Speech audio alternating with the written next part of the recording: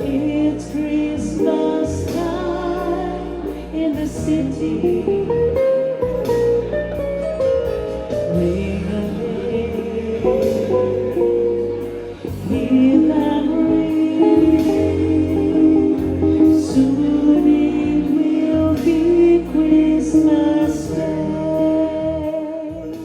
Bulawinakan, good evening, ladies and gentlemen. Of course, I'd like to acknowledge Vinesh and Rachel for this wonderful investment they have done. Wonderful more so now, as you know, as is highlighted, that we have COVID-19 throughout the world. And, you know, it's in times like this that people can actually show their fortitude and be able to continue to invest in the economy, invest in the country. I think, you know, I was, I think about a week ago, down the road at another restaurant, which used to be the site of the old Nando's where they had peri peri. And they've opened up a restaurant there called Grills. I'm not here doing a plug for anybody. But and just further down the road, we now have this, this restaurant opening here. The reality of the matter is, ladies and gentlemen, that, you know, whenever there is a downturn in the economy, businesses, smart or astute business people, in particular those who may have a little bit of a deep pocket, confidence, and most importantly, the initiative within themselves, do take what may be considered high risks. But indeed, if you look at it from a long-term perspective, they're actually quite low risks. Just this morning, I think we all found out that the UK is now starting to, will from next week, start to vaccinate people. They've developed the vaccine, it's been developed with University of Oxford, and I think it is Pfizer. They'll be starting to do community vaccination. So the reality of the matter is that the end of the pandemic may be in sight. One of the most uncertain or most certain things about this pandemic has been the uncertainty it has presented to all of us. And this is why it has been somewhat difficult. But the reality of the matter again is that the end is in sight. And once the borders open up, once tourists start coming back into Fiji, everybody will be scrambling around to make investments, to take advantage of the opportunities that will re-emerge. And those businesses that have already pre-positioned themselves obviously won't be scrambling around. And I think that is really the trick. If you've actually got yourselves lined up at the right time, you'll be able to take or bear the fruits of those investments very quickly in the piece. Vinesh, of course, you know, I'd like to thank him for his investment, not just here, but also in Vanuatu. And you know, with him opening up North Pole, which is where we normally go and stay, really was a game changer in the township of Lambasa. Opening up his food outlets really was a game changer. Not just game changer in terms of investment, but in terms of the quality of service. Lambasa people had not seen that type of service being offered to them. There's not that much competition, in particular in the quality of, say, for example, accommodation that is available for those who wanted to visit what we formerly call LA or Fiji. I mean, by doing so, he's actually provided a huge opportunity for other businesses and a township to grow. So we really appreciate that. And you know, just even things like for a town like Lambasa, if you've been to his restaurant, the pub, the decoration, the aesthetics around the place, is actually, you know, it's not like, there's none like that in Lambasa. So we like businesses like this, and we like to support businesses like that. And all of you, many of you here actually in this room are, you know, business people. And we urge you to please think beyond what you can see now.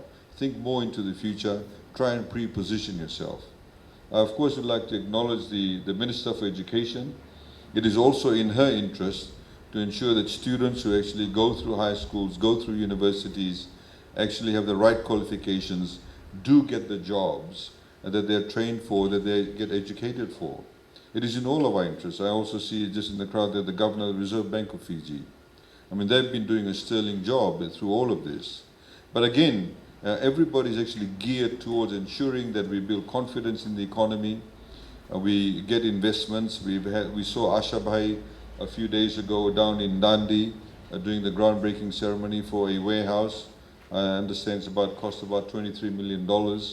We've got a couple other projects that is at the fore, we know at the planning stage, and we hope to get these across the line also.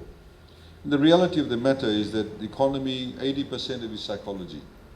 If you feel confident, if you know that somebody is investing, and hopefully with this restaurant opening up, it will inspire other business people to actually invest. So your investment at this time, Vinesh and Rachel, is actually really most welcome, because you are actually inspiring other people to invest now.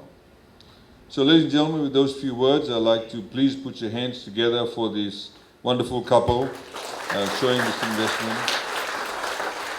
And also for his staff. I mean, a couple other businesses we've recently been to, and there were, like he was saying, the other business, out of the 25 people, 23 actually were unemployed people sitting at home. They're now working. They've got money in their pockets. They'll go and spend that money and buy, clothes or drink beer, whatever the case may be. That actually circulates money within the economy, and that's what we are looking for. And my last plug is this. There's a number of initiatives that we've announced in the budget. And many of you business people in this room here, you can actually take advantage of that opportunity. Some of you may be actually engaged in a particular business that you've been doing for the past, say, 20 years. Please think outside the box. Agriculture, for example, is a wonderful business to get into. Many people in Fiji have not seen agriculture as a large-scale business proposition. You can now lease land up to 99 years for agricultural purposes. You can therefore get loans from the banks, from the mainstream commercial banks. There is subdivision of lots.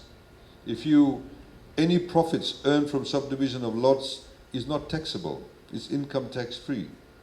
Now, we've done that obviously because we want more people to have access to land, more people to have access to homes, because the rate of home ownership in Fiji is low. We've given a $30,000 grant. If you're building your first home, we give you a $30,000 grant. That's to spur on the construction sector. So a number of such initiatives have been put in place. I urge the business people in this room to please think about those opportunities and take advantage of it, because those advantages may not last for too long once the borders open up after a while. Thank you very much, and I wish you a very good evening. Vinaka, thank you.